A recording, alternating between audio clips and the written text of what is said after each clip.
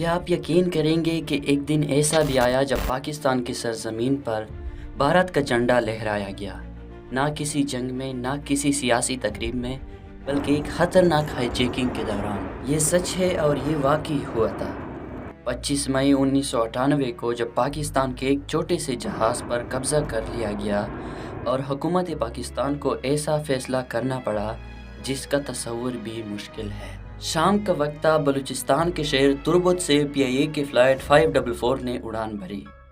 یہ ایک چھوٹا فوکر F-27 جہاز تھا جس میں 27 مسافر اور 5 عملے کے ارکان موجود تھے۔ جہاز نے گوادر ایئرپورٹ پر 20 منٹ رکنا تھا اور پھر کراچی کے لیے روانہ ہونا تھا۔ سب کچھ نارمل لگ رہا تھا، لیکن جیسے ہی جہاز نے دوبارہ ٹیک آف کیا، چند ہی منٹوں میں آسمان پر سب کچھ بدل گیا۔ ایک مسافر اٹھا، کاکپٹ کی طرف بڑھا، ایئر ہولڈز نے روکا تو اس نے دھکا دے کر دروازہ کھولا۔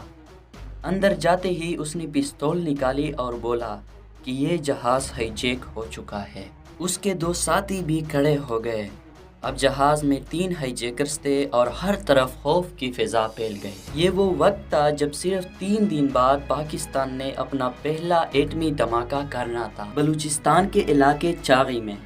لیکن کچھ علیحدگی پسند اس کے سخت خلاف تھے۔ ان کا کہنا تھا کہ ایٹمی دھماکے سے علاقے کے لوگ متاثر ہوں گے۔ انہیں میں سے 3 نوجوانوں نے یہ خطرناک قدم اٹھایا۔ ان کی ڈیمانڈ تھی کہ جہاز کو سیدھا بھارت نئی دہلی لے چلو۔ ان کا خیال تھا کہ بھارت میں اتر کر وہ عالمی میڈیا کی توجہ حاصل کر لیں گے اور شاید انڈیا انہیں سیاسی پناہ بھی دے دے۔ لیکن پائلٹ کیپٹن عزیر خان نے بڑی ہوشیاری سے کہا، یہ چھوٹا جہاز ہے، نئی دہلی تک فیول نہیں پہنچے گا، ہمیں راستے میں کسی ایئرپورٹ پر رکنا ہوگا۔ ہائی جیکرز نے کہا، تو بھارت کے بھوج ایئرپورٹ پر اتر جاؤ۔ پائلٹ نے چالاکی سے رابطہ کیا، لیکن انڈیا کے بھوج ایئرپورٹ سے نہیں، بلکہ پاکستان کے حیدرآباد ایئرپورٹ سے۔ نیچے زمین پر حکام کو اطلاع ملی تو پورا حیدرآباد ہل کر رہ گیا، کیونکہ اب وہ ایک خطرناک مگر ذہین کھیل کھیلنے جا رہے تھے۔ حکام نے فیصلہ کیا کہ ہائی جیکرز کو دھوکہ دیا جائے۔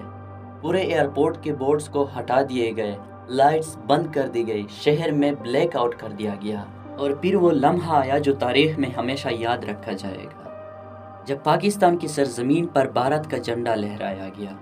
جی ہاں، صرف اس لیے کہ ہائی جیکرز کو یہ یقین ہو جائے کہ وہ واقعی بھارت پہنچ گئے ہیں۔ یہ ایک غیر معمولی اور دل ہلا دینے والا منظر تھا۔ پاکستان کے ایئرپورٹ پر بھارتی جھنڈا لہرا رہا تھا اور سب لوگ خاموشی سے یہ منظر دیکھ رہے تھے۔ جہاز لینڈ ہوا، ہائی جیکرز خوش ہو گئے کہ اب تو ہم بھارت پہنچ گئے ہیں۔ لیکن اصل ڈرامہ تو اب شروع ہوا۔ پاکستانی پولیس افسران نے خود کو بھارتی افسر ظاہر کیا۔ SSP اختر گورچانی بن گئے منوج کمار، ISP عثمان انور بن گئے رام چندر اور ڈپٹی کمشنر بنے گوپی چند۔ انہوں نے جہاز کے قریب جا کر ہائی جیکر سے بات کی، انہیں کھانا دیا، دوستی کا تاثر دیا اور کمانڈوز کو آنے کے دوران ان کا وقت ضائع کرنے لگے۔ کئی گھنٹے گزر گئے، ہائی جیکرز کو ذرہ برابر بھی شک نہیں ہوا کہ وہ اب بھی پاکستان کی سرزمین پر ہے۔ صبح قریب تھی، کمانڈوز ابھی تک نہیں پہنچے تھے۔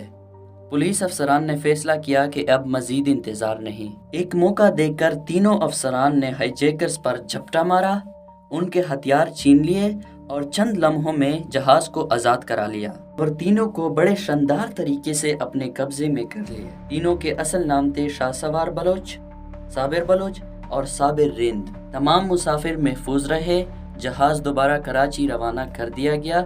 یوں وہ دن تھا جس دن پاکستان کی سرزمین پر بھارت کا جھنڈا لہرایا گیا، مگر نہ کمزوری کی علامت کے طور پر، بلکہ ایک ایسی چالاکی اور ذہانت کے طور پر جس نے سینکڑوں جانیں بچا لی۔